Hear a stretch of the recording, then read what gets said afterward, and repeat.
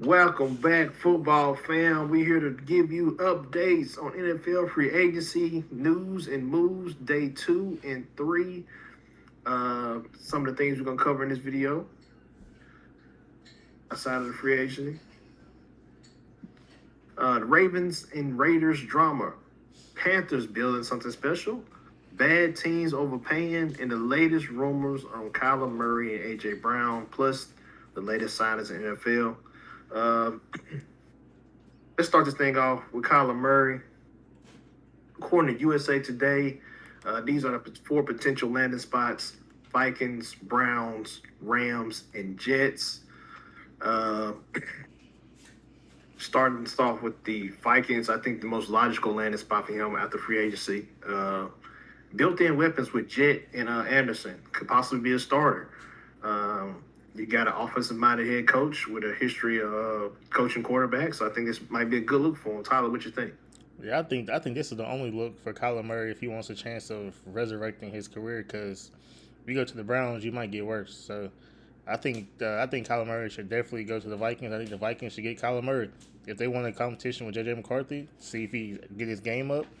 That's the perfect person to do it. So, and they brought Aaron Jones back. So potential chance to make a run at the division. Yeah, I would have thought they would have did today. So I was wondering what's going on with there. We'll see. I But think I the think it's next team they had, because he got released today. That's why probably. the next team on the list, we got the Cleveland Browns, and the reason they had them listed was because Todd Monken's history of developing quarterbacks and what he did with Lamar Jackson, turning him into a polished passer. He goes to Cleveland. You have an open QB competition between him, Watson, Sanders, and possibly Dylan Gabriel. Uh, it's a wide open division as well. I mean, he goes to Cleveland, they could possibly win the division. They have a defense. At least they have a pass rush. Uh, they rebuilding the offensive line. They had a couple good signings there, and I don't know. I mean, it's possible. Your thoughts on him possibly being on the Browns? I mean, I don't think he should. I don't think he should go to the Browns at all. I think you stay away from the Browns because they don't have a receiver.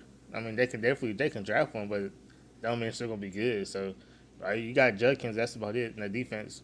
And do we trust Ty Munkin? I mean, not everybody can be Lamar Jackson. So Yeah, not my picks, but this is what USA Today put out there. That was the second option they put out there. Um, him going to the Browns would be the most Browns thing ever.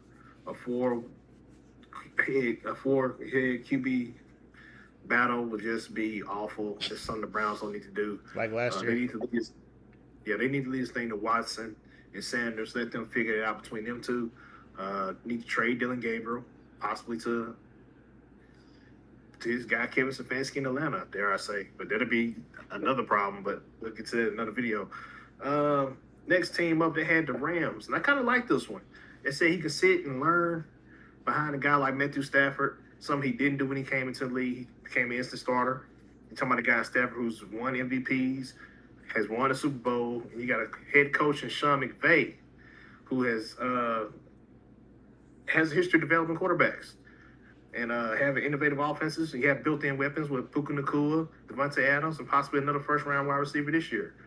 And they championship contenders. So your thoughts on him possibly going to the Rams? yeah, I like it. I do think Kyler Murray wants to play, but if you don't want to play, it's the perfect team for you.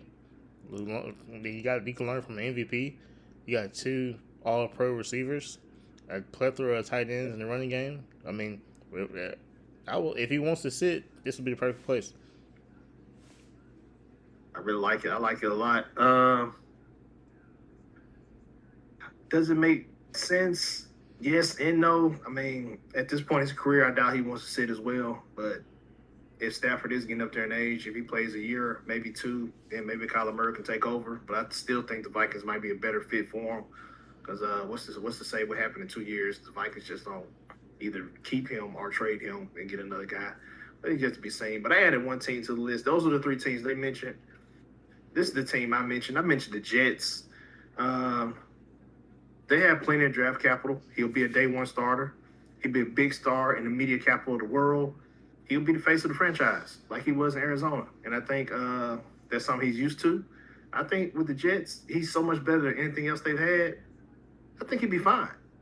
And I don't think Geno going to the Jets seals the deal for Kyler Murray not to be able to go. That's just my opinion because I think Kyler Murray beat out Geno any day of the week. You only got Geno Smith on a $1 million contract. The other, I think league minimum, whatever that is for a quarterback. But so I think it's a chance. What do you think? Yeah, I don't think the Jets is a good option at all because I don't think the Jets are actually trying to win games. If we're being honest, I think they're ready for a quarterback in the upcoming draft. So I think you stick with Geno and you quote unquote tank. Then you keep Geno and draft your quarterback in next year. That's why I don't think the Jets will work. I can understand that, but I think they still suck regardless who's at quarterback this year. I think they need some restructuring done in the front office on down. But hey, they got plenty of draft capital. Hopefully they don't waste it. But on to other news. Speaking of quarterbacks, the Colts and Daniel Jones come to terms. He wanted $50 million a year for 3 years. They settled on 2 years, $88 million. With incentives that can get it up to $100 million. So shout out to Daniel Jones for getting paid $44 million a year. Tyler, overpay, underpay. I think it's the right amount to pay. I mean, he's better. He was better than anything that's on the market. He led you to basically maybe an undefeated season if Mitchell doesn't drop that ball on the goal line. So I think this is the perfect fit. They found their guy, and he loves Indianapolis. He looks like a Daniel Jones that's actually good, that can play football, not the Giants Daniel Jones. And shout out to Daniel Jones' agent for making him giving him that Kirk Cousins art. And I like me see Indiana Jones. I'm proud of him. I'm happy for the moves he's making. I think $44 million is right on the money. Uh, if I was the coach, I would have pushed for him to sign for another year on it instead of 2 years. I would have signed for. I would have wanted the third year. But Daniel Jones signs for 2 years. He takes the pay cut now. I think he gets the bag after those other 2 years. So shout out to him for that. Getting on to the next story. Can't forget about this. Ravens back out of the Max Crosby trade. There's two different stories going around. We'll talk about the first story. The first story is that the Ravens themselves got cold feet after trading away two first round picks from Max Crosby. They didn't get the feedback that they thought. Media and fans were kind of questioning the move. And rumor has it they got cold feet, and they did not want to lose the draft capital and mortgage their future on a guy with injury problems. They knew that he had the torn meniscus in his knee and was going to be out for the summer. Everybody knew, apparently, but that might not be the reason he failed his physical. Rumor two is Mr. Max Crosby tested positive for fentanyl. Tyler, what do you make of this whole situation? Yeah, he definitely did not test positive for fentanyl. I don't think that's true at all.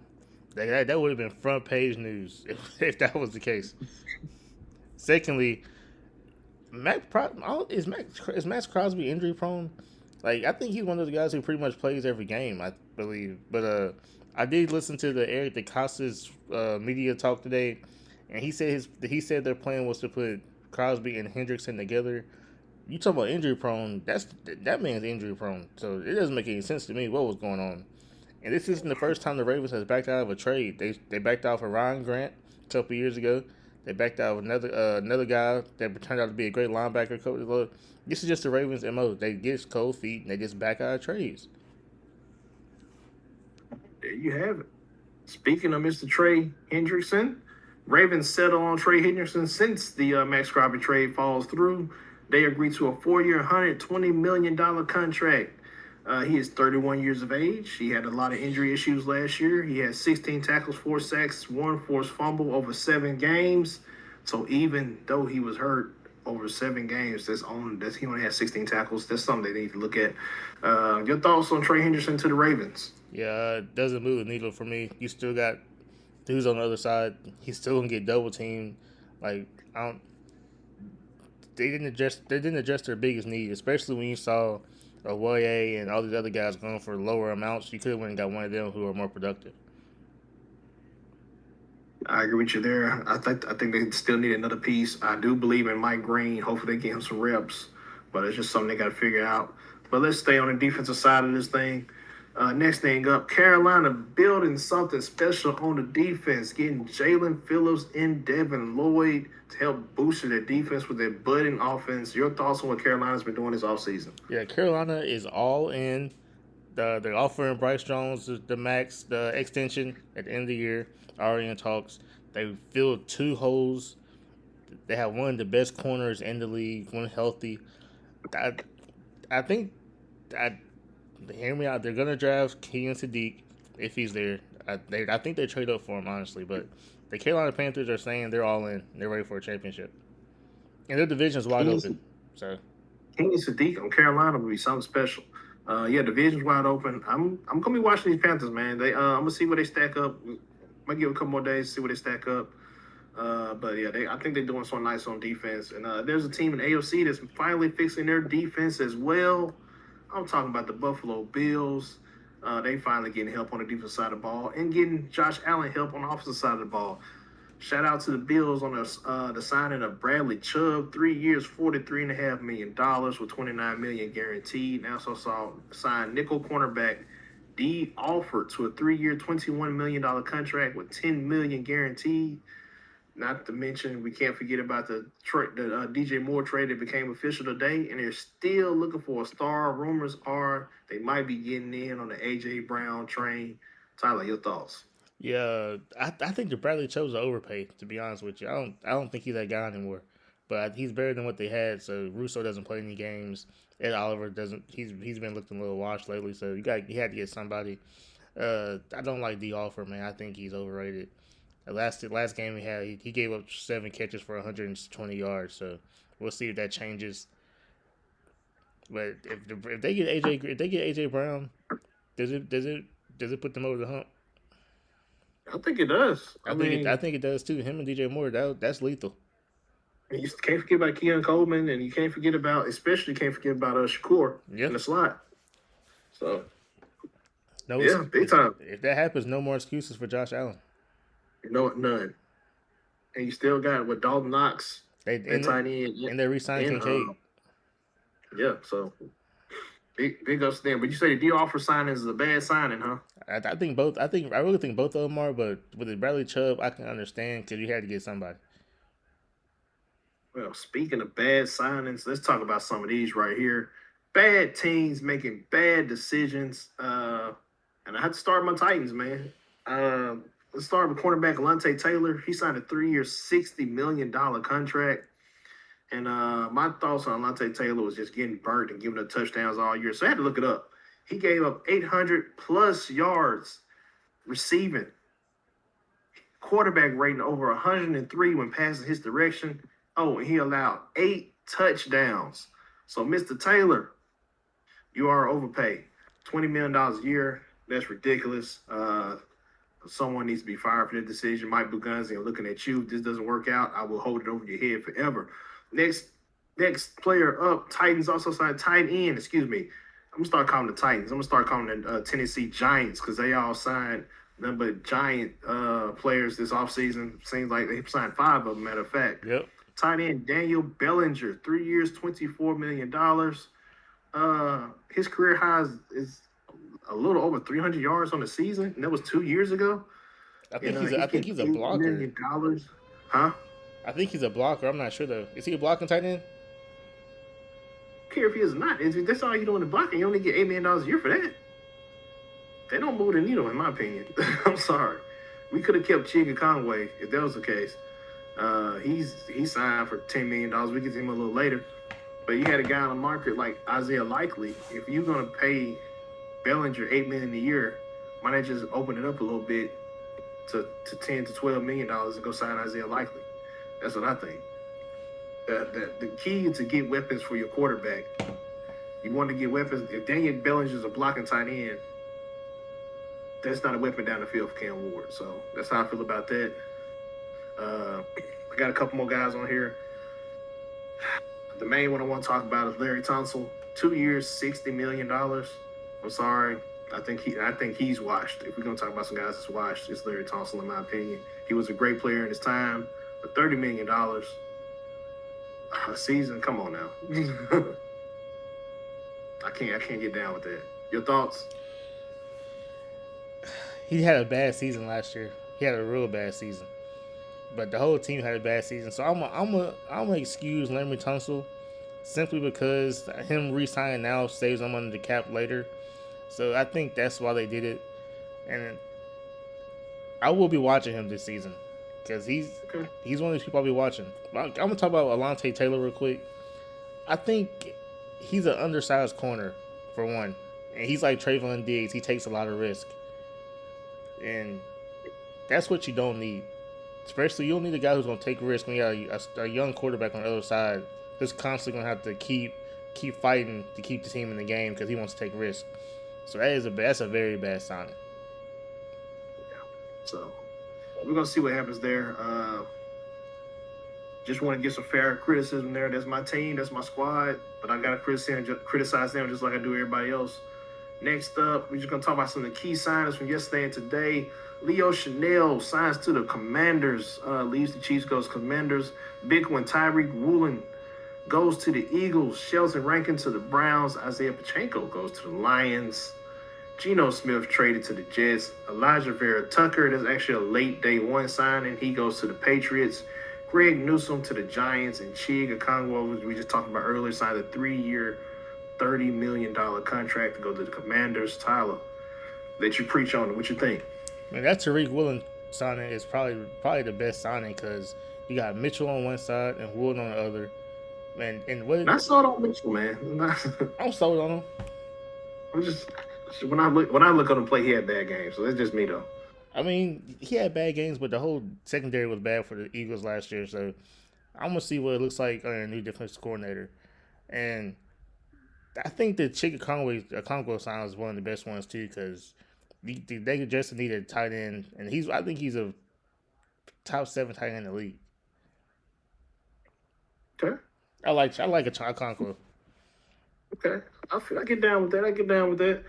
All right. Last but not least, we got to talk about Mr. AJ Brown. Patriots remain the favorite to land his services via trade. Eagles won a first round pick in 2027 and a second in 2026. Emphasis on the 2027 because that's supposed to be a very deep draft. He also could consider reunion in Tennessee with his former team, or he could go to his former coach at the Patriots. It's gonna take a lot for a team to get him draft capital wise, but even so, money wise, because his contract is a problem. Yes, it 3 is. years, $96 million, and he signed to 2029. That's the extension for the 27, 28, and 29 season. So your thoughts? If you're gonna sign for AJ Brown, you're gonna have to know that you're gonna need to know he's gonna re-sign one after his contract's up, and two that you're getting a player who's not gonna take plays off. So this is gonna be the hardest. I think this one to be the hardest player to trade for because there's so many questions behind him, and he doesn't have a problem. But Go ahead. would you want him to resign after 2029? I mean, he'll be what 34, 33 maybe. Yeah, I feel like he kind of cooked at that point. I mean, he might be cooked, but if he's willing to realize he's cooked and not take as much money, he'll be a good veteran to have in the locker room for a young receiver. But he All has to right, be self-aware that he's not that guy. cool. We shall see what happens there. I don't know what he's making this coming year, but $32 million over the last 3 years of their contract. That's a tough pill to swallow. So we'll see what happens there. But hey, we just wanted to cover that real quick for you guys. That's the news from the days free agency yesterday and today. Tyler, any closing remarks? Yeah, I'm gonna say this, man. The Chargers have not signed any big names this free agency, but they are bringing guys back. So this makes me think they're gonna build through the draft. I do think they need to get a receiver. We gotta get a receiver and we gotta get a backup running back. I know we got Vidal, but Rashad White's out there. That would be a good 1-2 punch, Hampton and White. What's out there? I will say this: the Cowboys traded Osa to the 49ers of all teams. Couldn't believe that. I don't know what Jerry Jones is thinking, but I think they're cooking up something. Rumor has it they might be in on Max Crosby. We'll see what happens there. Another thing, Cam Ward is back from injury and throwing again. He will be ready for training camp. Also, speaking of Cam Ward, CBS Sports analyst, can't think of his name right now, said that he would not rank Fernando Mendoza ahead of Cam Ward if they both were in the same draft. That ends that argument there because there's yet another analyst telling you Fernando Mendoza is not it. So, with that being said, that's all I really got, man. Just wanted to fill y'all in on that bit of knowledge right there from the last 2 days. Thanks for all the love, support. Like, share, and subscribe. With that, we out.